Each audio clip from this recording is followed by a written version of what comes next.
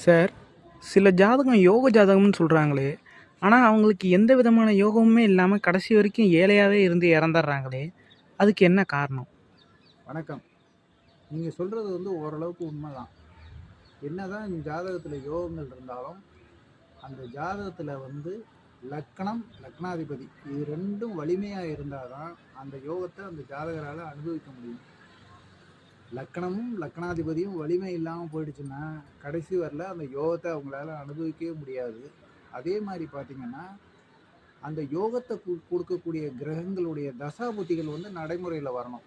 அது வராமலே இருந்துருச்சு. அந்த உதாரணத்துக்கு ஒரு சனி திசை யோகம் கொடுக்கணும் ஒரு ஜாதகத்துல ஒரு அமைப்பு இருக்குன்னா, அவங்க இறக்கிறதுக்குள்ளார அந்த சனி திசை நடைமுறைக்கு வந்தால் தான் அந்த யோகத்தை அனுபவிக்க முடியும். அது வராமலே அந்த அவங்க ஆயுள் முடிஞ்சிடுச்சுன்னா அந்த யோகத்தை அனுபவிக்க முடியாது. இதுதான் அடிப்படை காரணம்.